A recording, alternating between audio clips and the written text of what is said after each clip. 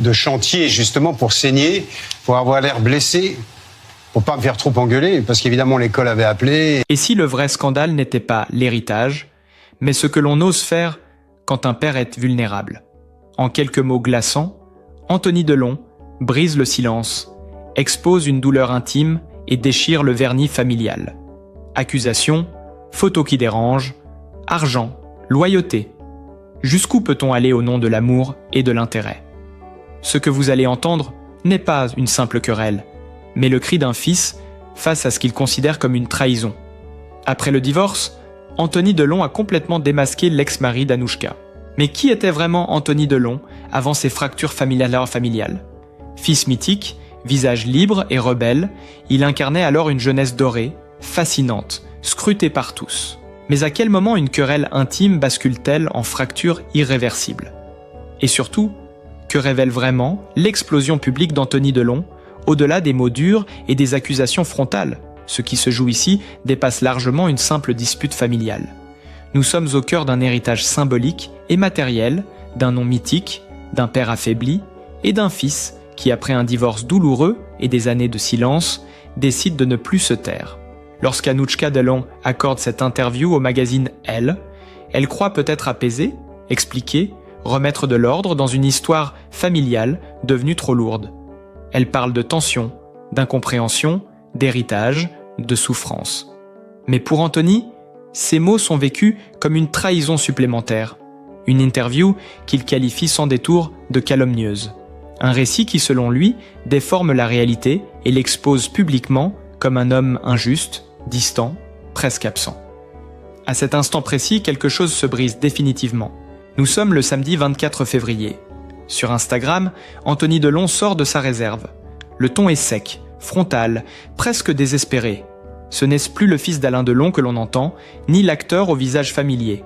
C'est un homme blessé qui parle, un homme qui n'accepte plus ce qu'il perçoit comme une instrumentalisation de la fragilité de leur père. Lorsqu'il évoque ces photos publiées, il ne parle pas seulement d'image, mais de dignité. Poster des photos du père? Depuis qu'il est souffrant, je ne l'ai jamais fait. Cette phrase, lourde de sens, résonne comme un serment silencieux, celui d'un fils qui a choisi l'ombre plutôt que l'exposition, le retrait plutôt que la mise en scène. Anthony insiste sur un détail précis. La photo du 31 décembre, le journal bien visible pour attester de la date. Pour lui, ce n'est pas anodin. C'est la preuve d'un acte réfléchi, presque calculé.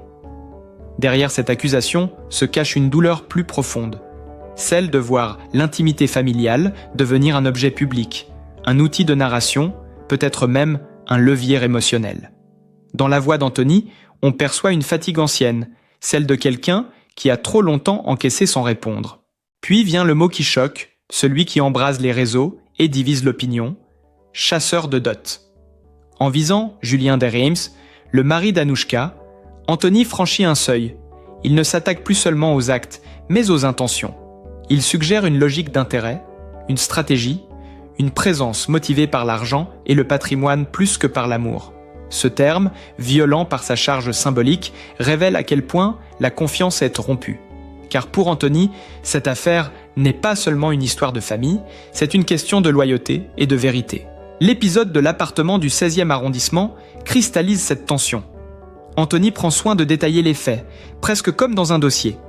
Il rappelle qu'il a contribué financièrement à l'achat de ce bien, qu'une part était à son nom, puis qu'il l'a rétrocédé 3 ans plus tôt, pour que l'appartement soit placé au nom de son neveu, Lino. Il insiste sur l'existence de registres, de preuves, comme s'il voulait rétablir une vérité factuelle face à un récit émotionnel. Si cet achat m'avait posé problème, je vous aurais envoyé bouler dès le début. Cette phrase sonne comme une tentative désespérée de montrer qu'il n'a jamais agi par intérêt, mais par responsabilité familiale. Derrière ces explications se dessine un portrait plus sombre d'Anthony Delon, celui d'un homme souvent perçu comme dur, parfois distant, mais qui cache en réalité une profonde solitude. Son divorce a laissé des traces. Il l'a fragilisé, isolé, ramené à ses propres failles. Dans ce chaos personnel, voir son nom, son rôle de fils et de frère remis en question publiquement, agit comme une déflagration. Anthony ne parle pas seulement pour se défendre, il parle parce qu'il se sent acculé, incompris, presque effacé. Ce conflit met aussi en lumière une réalité rarement évoquée, la difficulté de vieillir sous le regard du public quand on appartient à une dynastie mythique. Pour Antony, chaque geste est scruté, chaque silence interprété. Choisir de ne pas publier de photos de son père malade devient presque suspect. Pourtant, pour lui, c'est un acte d'amour discret, une fidélité silencieuse. Mais dans cette famille exposée depuis des décennies, le silence est parfois perçu comme une absence. Au fil de ces mots, on devine une crise plus large, existentielle. Antony Delon semble se demander quelle place il occupe encore. Fils légitime, frère protecteur ou simple figurant dans un récit qui lui échappe. Sa colère contre Julien de Reims dépasse la personne. Elle vise un système, une mécanique, où l'héritage, matériel et symbolique, devient le centre de toutes les tensions. Dans ce combat, Antony apparaît comme un homme à bout, qui refuse de laisser son histoire être écrite par d'autres. Et c'est peut-être là que se cache la véritable blessure. Non pas dans l'argent, ni même dans les mots échangés, mais dans le sentiment d'avoir perdu le contrôle du récit familial. Pour une génération de femmes et d'hommes français de plus de 45 ans, cette histoire résonne comme un miroir. Qui n'a jamais vu une famille se déchirer autour d'un parent vieillissant ? Qui n'a jamais ressenti cette solitude au moment où il faudrait pourtant être unis ? Antony Delon, en exposant ses vérités crues, révèle malgré lui sa propre vulnérabilité. Derrière la colère, il y a un fils inquiet pour son père, un frère qui se sent trahi, un homme qui lutte contre l'effacement. Ce qu'il dévoile n'est pas seulement une accusation, mais un appel à être entendu, à être reconnu dans sa souffrance. Et à mesure que l'on avance dans cette affaire, une question demeure, lancinante. Jusqu'où cette famille ira-t-elle avant que la vérité, la vraie, n'émerge enfin? Mais lorsque la colère d'Antony Delon se concentre sur une cible précise, le récit bascule dans une autre dimension. Car cette fois, ce n'est plus seulement une querelle de mots ou une divergence de versions. C'est une attaque directe, frontale, presque irréversible, envers celui qu'il considère comme l'élément perturbateur central, son beau-frère, Julien de Reims. Dans ses messages, Antony ne laisse aucune place à l'ambiguïté. Il affirme que son père ne supporte pas Julien de Reims. Une phrase lourde de sens, presque brutale, « Mon père ne peut pas le voir ». Derrière ces mots, il y a plus qu'un rejet personnel. Il y a l'idée d'un malaise profond, ancien, jamais résolu. Antony va plus loin, il pose une question qui sonne comme une accusation déguisée. Pourquoi Alain Delon ne se rend-il jamais à Douchy quand Julien est présent? Pour lui, la réponse est évidente, presque douloureuse à formuler. Il affirme que son père a toujours surnommé Julien de Reims, le chasseur de dots. Un surnom qui claque comme une gifle, chargé d'une violence symbolique extrême et qui, selon Antony, ne vient pas de lui, mais directement de la bouche de son père. À ce stade, le conflit quitte le terrain de la simple rivalité familiale pour entrer dans celui des intentions supposées. Antony suggère que Julien de Reims n'est pas seulement un mari ou un beau-fils, mais un homme animé par une stratégie à long terme, une vision patrimoniale, presque prédatrice. Il ironise sur son statut d'acteur, évoquant « celui qui écrit le scénario le plus long du cinéma français, 5 ans qu'il est dessus ». Derrière cette moquerie, il y a une critique acerbe, celle d'un homme qui l'accuse de bâtir un récit, de tirer les fils patiemment, en attendant le moment opportun. La mention d'une résidence suisse n'est pas anodine. Elle devient le symbole d'un projet caché, d'un déplacement voulu, réfléchi, calculé. Antony Delon affirme alors une position ferme, presque solennelle. Il dit qu'il ne cédera jamais, jamais pour que son père parte en Suisse. Cette phrase marque un tournant. Ce n'est plus une réaction impulsive, mais une décision. Pour Antony, le lieu où finira la vie de son père n'est pas un détail logistique, mais un choix existentiel, chargé de mémoire, d'enracinement, d'identité. Douchy n'est pas qu'une propriété, c'est un refuge, un repère, un lieu chargé de souvenirs, de silence, de nature, loin des calculs et des stratégies.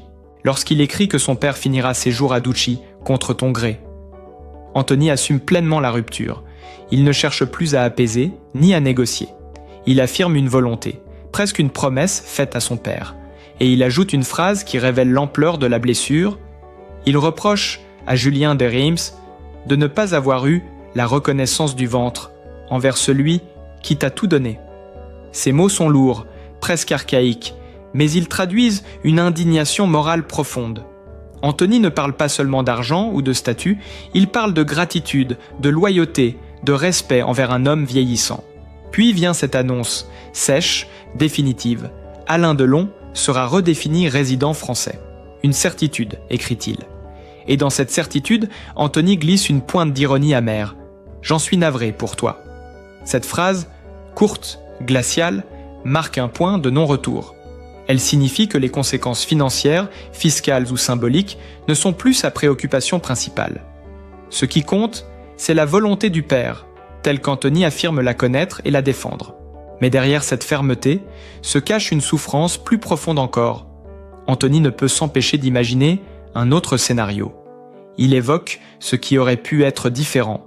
Il écrit que si, au lieu de tenter de déraciner son père par tous les moyens légaux, pour l'emmener seul dans un pays où il n'a jamais mis les pieds, Julien de Reims avait simplement respecté ses dernières volontés, alors peut-être que tout cela aurait pu être évité. Cette phrase révèle un sentiment de gâchis, presque de deuil anticipé. Le deuil d'une entente possible, d'une fin de vie apaisée, loin des conflits et des intérêts croisés. Dans ce passage, Antony Delon ne parle plus seulement en frère ou en fils. Il parle comme un gardien. Le gardien d'une mémoire, d'un territoire, d'une dignité. Il refuse l'idée d'un père déplacé, isolé, arraché à ses repères, au nom d'un avenir qu'il qualifie implicitement de opulent pour d'autres. Ce mot est essentiel. Il résume toute la méfiance d'Antony. La crainte que la fin de vie de son père ne soit instrumentalisée comme une étape vers un futur matériel plus confortable pour certains. Ce conflit révèle alors une fracture générationnelle et morale. D'un côté, une vision enracinée, presque terrienne, attachée au lieu, aux souvenirs, à la France. De l'autre, une vision plus mobile, stratégique, internationale, que symbolise la Suisse. Pour Antony, ce choix n'est pas neutre. Il devient le symbole d'un déracinement forcé, d'une violence douce mais réelle exercée sur un homme affaibli. À travers cette attaque envers son beau-frère, Antony Delon expose aussi sa propre transformation. L'homme que l'on croyait impulsif, parfois excessif, apparaît ici déterminé, presque inflexible. Il a pris une décision, et cette décision semble irrévocable. Défendre son père, coûte que coûte, même si cela implique de rompre définitivement avec une partie de sa famille. Même si cela signifie s'exposer publiquement, être jugé, critiqué, incompris. Et plus Antony parle, plus une vérité se dessine. Ce combat n'est pas seulement contre Julien de Reims, il est aussi contre le temps qui passe, contre la peur de voir son père finir ses jours loin de ce qu'il a aimé, contre l'idée insupportable de l'abandon. Dans cette bataille intime, Antony Delon apparaît comme un homme seul face à un système, face à des intérêts qu'il juge contraires à l'essentiel. Ce qu'il révèle finalement, c'est la violence silencieuse des fins de vie médiatisées. Quand chaque décision devient politique, financière, symbolique, quand l'amour filial se transforme en combat. Et tandis que ces mots continuent de résonner, une tension nouvelle s'installe. Jusqu'où Antony Delon est-il prêt à aller pour tenir cette promesse faite à son père?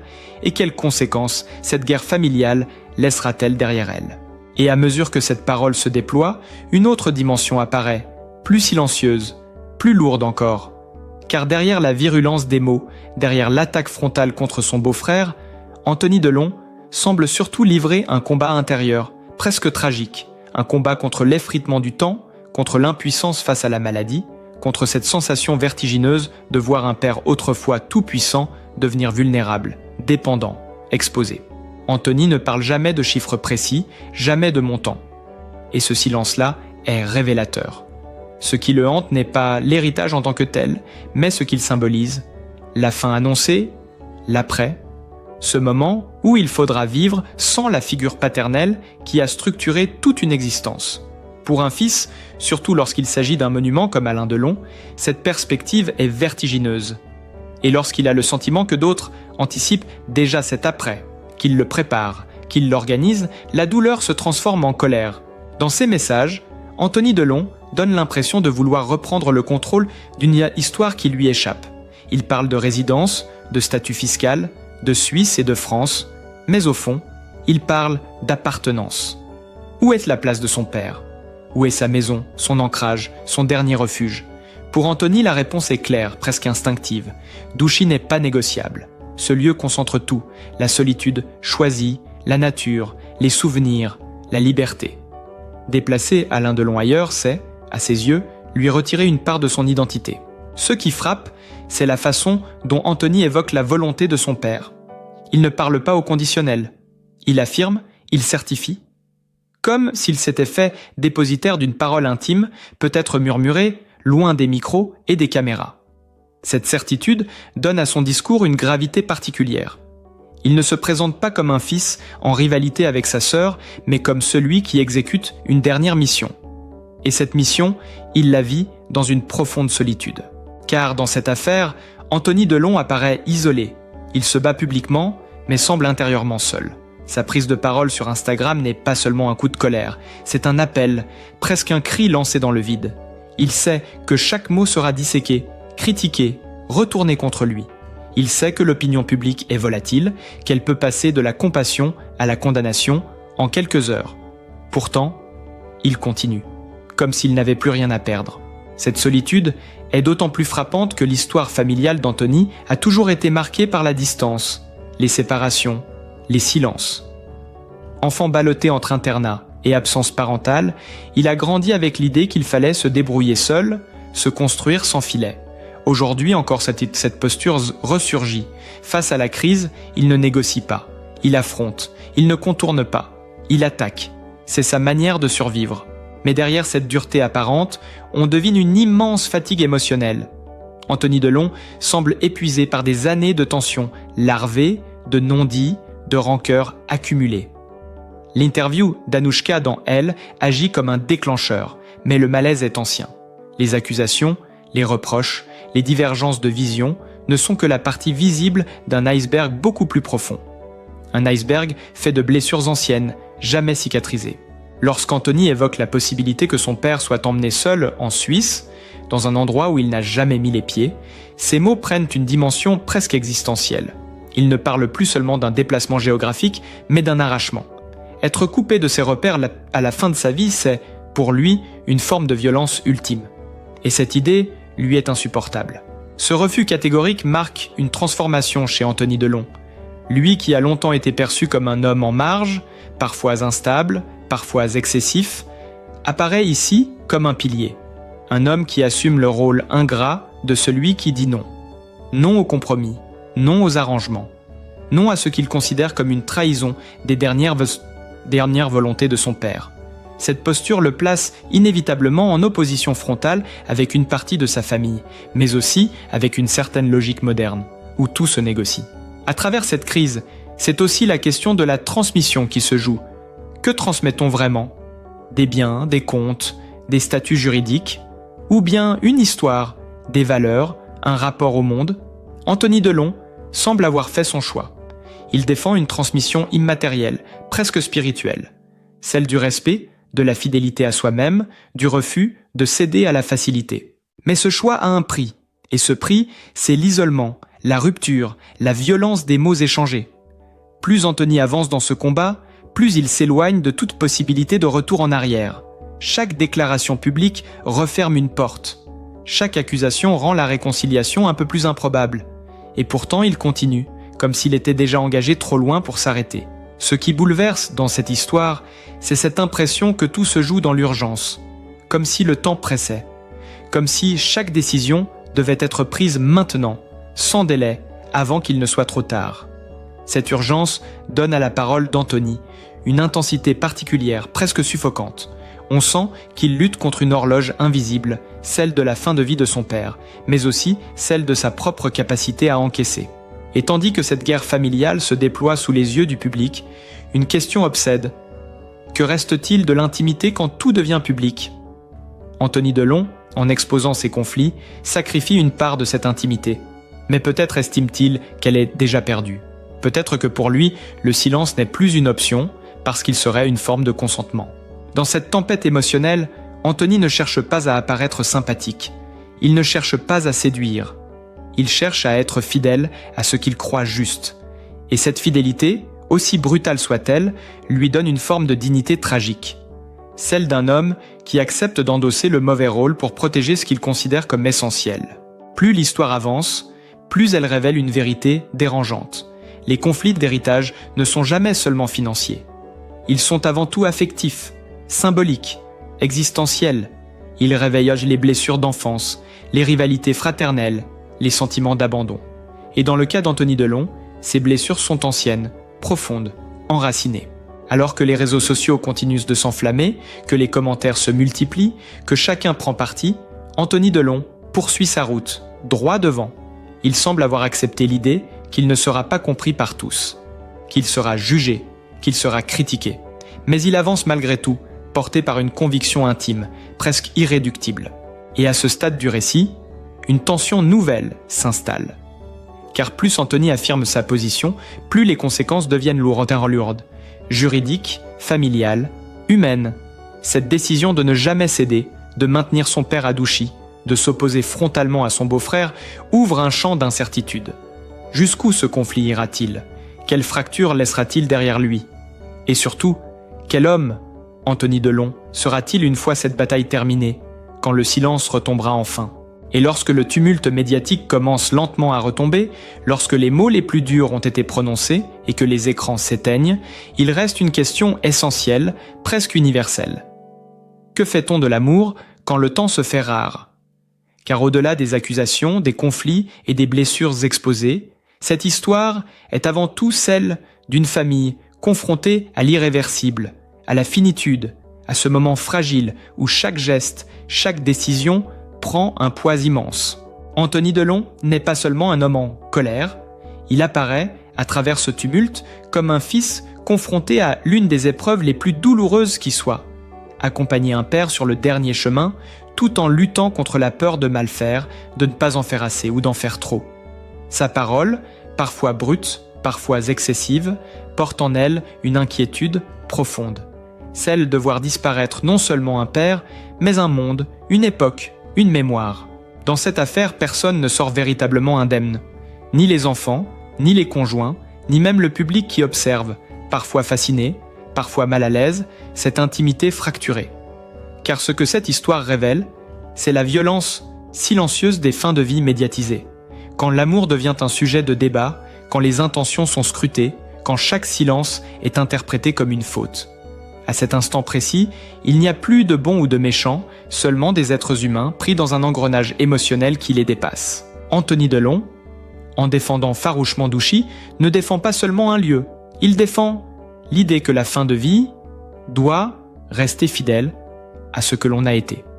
Que partir, ce n'est pas être déplacé, mais être accompagné. Que vieillir, même sous les projecteurs, ne devrait jamais signifier perdre sa dignité. Et derrière cette posture inflexible se cache peut-être une peur indicible, celle de ne pas avoir dit assez, de ne pas avoir protégé assez, de regretter plus tard ce qu'il n'aura pas osé faire. Cette histoire nous renvoie aussi à nos propres familles, à ces silences que l'on entretient pour éviter le conflit, à ces non-dits qui un jour explosent, à ces héritages qui ne sont pas faits que de biens matériels, mais de regards, de paroles manquées, de blessures anciennes. Elle nous rappelle que l'héritage le plus lourd n'est souvent pas celui que l'on partage sur le papier, mais celui que l'on porte dans le cœur. Dans le calme qui suit la tempête, on peut imaginer Anthony seul, loin des réseaux sociaux, confronté à ses doutes. On peut imaginer un fils qui, malgré sa détermination, se demande s'il a choisi la bonne voie. Et peut-être est-ce là que réside la dimension la plus humaine de son combat, accepter que protéger quelqu'un, c'est parfois se tromper, mais refuser de ne rien faire par peur de l'erreur. Au fond, cette histoire nous murmure une vérité simple, presque fragile. L'amour filial n'est jamais parfait. Il est maladroit, excessif, parfois violent, mais il naît d'un attachement profond, viscéral.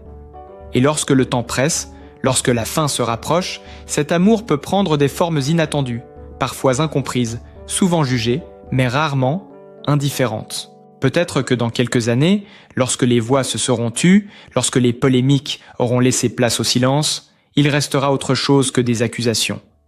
Il restera la mémoire d'un fils qui a refusé de détourner le regard, d'un homme qui a choisi de se battre pour ce qu'il croyait juste, même au prix de la rupture. Et cette mémoire-là, qu'on l'approuve ou non, mérite d'être entendue.